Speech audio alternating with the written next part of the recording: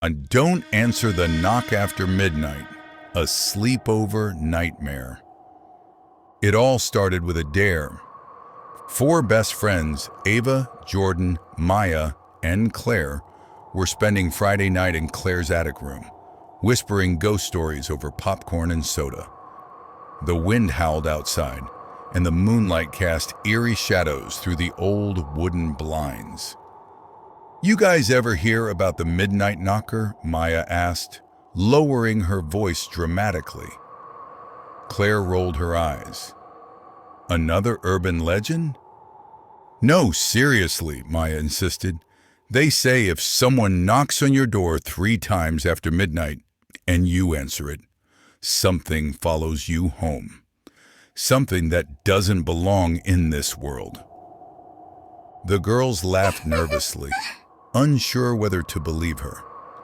But as the night grew colder and their stories darker, the atmosphere changed. They had made a pact earlier to stay up all night. No phones, no lights, just candlelight and courage. At 11:59 p.m., Jordan dared Ava, "If anyone knocks at the door, you answer it." "You're not serious," Ava said, hugging her knees. Jordan grinned. "What's the worst that could happen?" Just as midnight struck, the room fell silent. The sound echoed from downstairs. Claire's smile faded. Who would be at the door this late? "No one knew we were having a sleepover," Maya whispered, eyes wide. The friends sat frozen.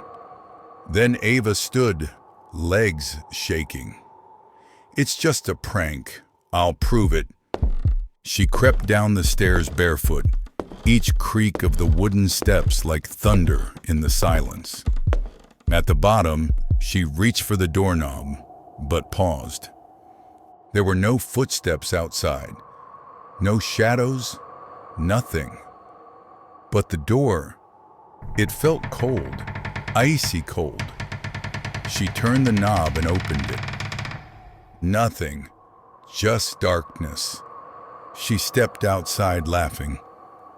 "See? Nothing there." But behind her something stirred. When she came back upstairs, Ava seemed off. She was quiet, distant. Her smile didn't reach her eyes. "You okay?" Claire asked, handing her a blanket. Ava nodded slowly. "Yeah, just cold." They resumed their sleepover, giggling nervously and pretending it hadn't happened. But later, while Maya was brushing her teeth in the bathroom, she saw something behind her in the mirror. A tall shadow, standing silently behind Ava. She turned quickly. Nothing. She returned to the attic and didn't say a word. That night, while everyone else slept, Maya lay awake watching Ava, and she swore on everything that Ava's eyes opened at exactly 3:33 a.m. But they weren't her eyes. They were pitch black. She blinked, and they were normal again. Maya turned over, heart racing, pretending to sleep. The candle flickered low. Shadows moved across the ceiling. The knock had been answered. And something had come inside. By morning, Ava seemed fine. Too fine.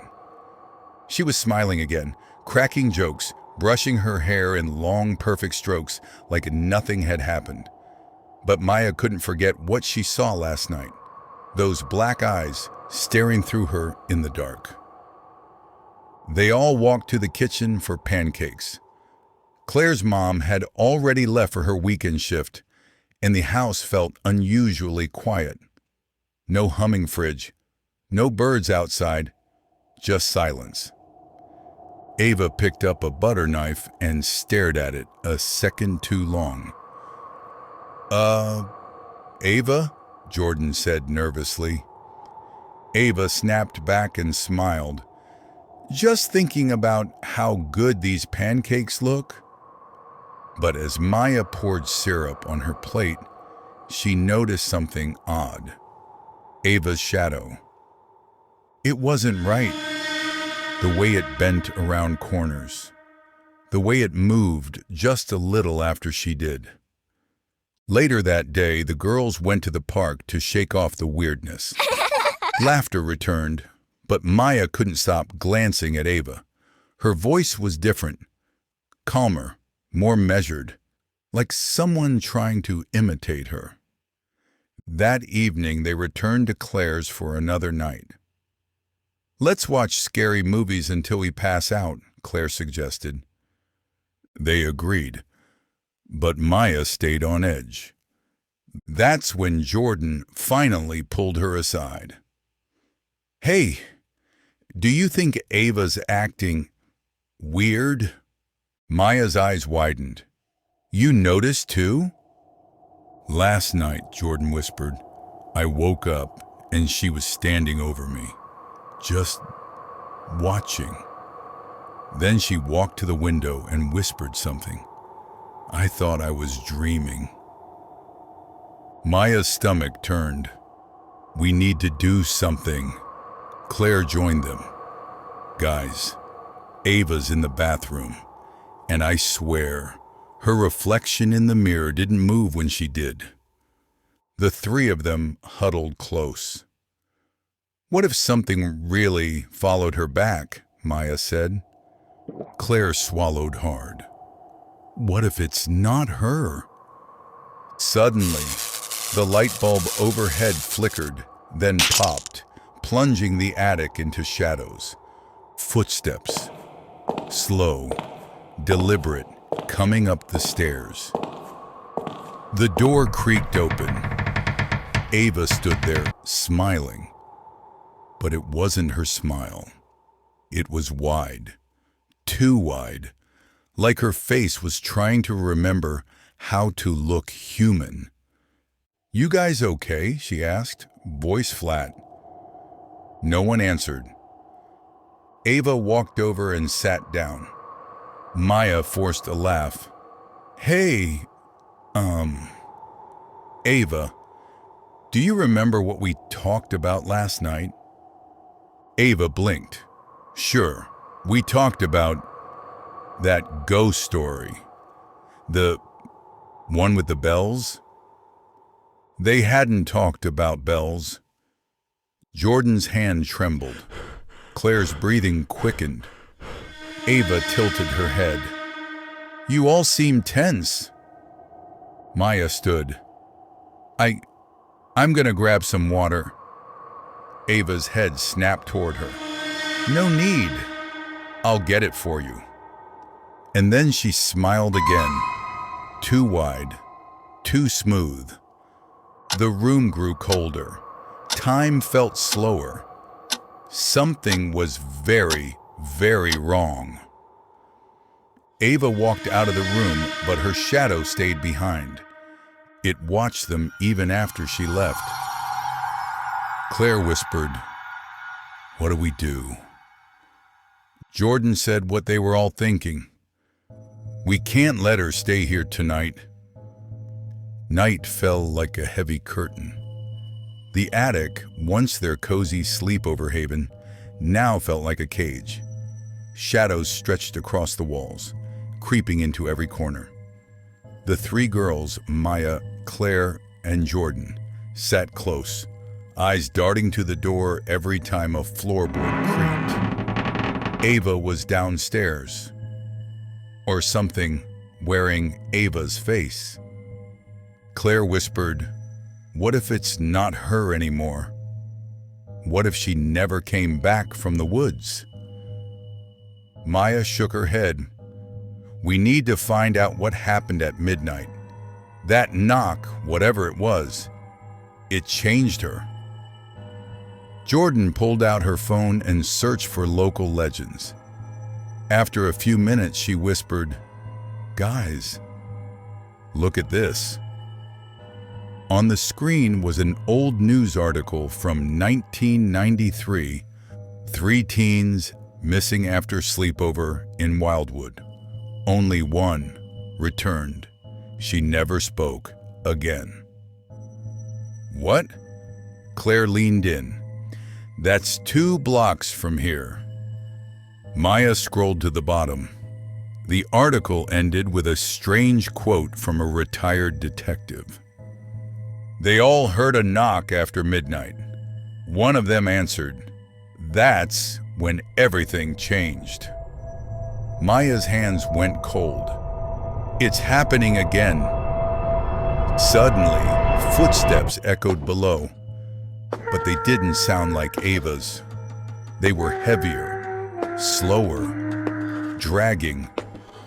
Then a knock, not at the front door. This time it came from inside the house.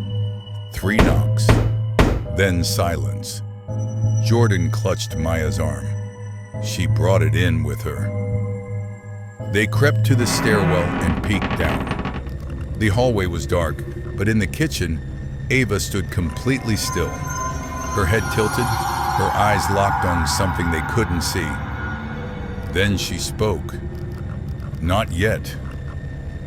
It wasn't her voice. It was deeper, echoing. Ava turned and looked up the stairs, straight at them. Maya gasped and pulled back. She saw us. Claire whispered, "We have to leave. Now." They grabbed their bags, their phones, and quietly opened the attic window. The fire escape creaked beneath their weight. But as they climbed down, they heard the attic door creak open behind them. A voice floated out. "Going somewhere." It was Ava, but when they turned to look, her face wasn't human anymore. Her eyes were black pools. Her mouth stretched unnaturally, like it had forgotten where the edges were. Her hands twitched, as if her bones didn't fit right. "Don't go," she said, each word stuttering like a skipping record. Maya screamed. "Jump!" They slid down the last part of the fire escape and hit the ground running. Behind them, a scream erupted from the attic, distorted, furious, and inhuman. They didn't look back.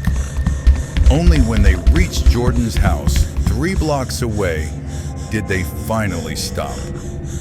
Gasping for air, trembling, they slammed the door and locked it behind them. Jordan turned on every light in the living room. That wasn't Ava. It couldn't be. Maya sat on the couch, heart pounding. Whatever knocked last night, it's inside her now. Claire looked at them both. "We have to go back." "What?" Jordan shrieked. "Are you insane?" Claire's voice shook. "If we don't, we might lose her forever." They didn't want to go back. But some part of them knew. They couldn't leave Ava like that. Whatever had taken hold of her hadn't finished.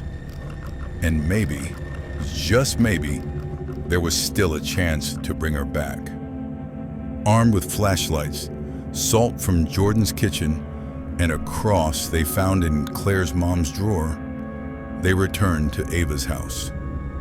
The neighborhood was silent, not a single light in the windows.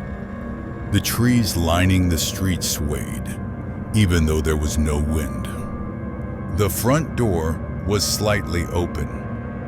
The girls exchanged a look. Jordan swallowed. "We go in together." The house was colder than before. Unnaturally cold, like the air had been sucked out. The shadows didn't move, but somehow they watched. The living room was empty. So was the kitchen. But in the hallway leading to the attic stairs, a strange symbol had been burned into the floorboards. A circle with 3 crescent shapes and a handprint in the center. Maya bent down slowly. The handprint was still warm. "She's up there," Claire whispered. They climbed. Each step groaned under their weight. With every creak, the darkness above seemed to lean closer, hungrier. They reached the attic door and froze. Ava was kneeling in the center of the attic floor. The same symbol glowed around her in red chalk. Her eyes were shut. Her lips were moving. And next to her, the shadow. It towered behind her like a figure draped in smoke. No face, just a wide, flickering grin. "She answered the knock," the shadow hissed. "So she belongs to me." Jordan raised the cross. "Leave her alone." The shadow recoiled slightly, but then it laughed. A hollow, metallic laugh that shook the walls. Maya stepped forward, gripping the salt tightly. "Ava, it's us. You have to fight it." Ava's lips trembled. Her head tilted towards their voices. I can't. It's too strong." Claire dropped to her knees beside her. "Remember the fort we built in 3rd grade? The glow-in-the-dark stars you stuck to the ceiling? You loved stars, Ava." A tear rolled down Ava's cheek. The shadow growled. "You're stronger than it," Maya said. "You're not alone. We're here. Wake up!" Ava screamed, loud and sudden, as the red circle around her cracked like shattered glass. The shadow shrieked, twisting upward like smoke caught in fire. The attic blazed with light, and then silence. Ava collapsed into Claire's arms. Her eyes opened, dazed but clear. Did I hurt anyone?" Jordan shook her head. "Number U came back." They carried her downstairs as the morning light crept through the windows. The knock never came again. Weeks later, the girls had never spoke of what happened that night to anyone. But their friendship was different now, stronger, woven with a bond only those who've stood at the edge of the unknown could share. As for Ava, she kept her curtains open, slept with the lights on, and never, ever answered a knock after midnight. Morale of the story: trust your instincts. True friendship can break through even the darkest nightmares. And sometimes, the scariest thing isn't what knocks, it's who answers.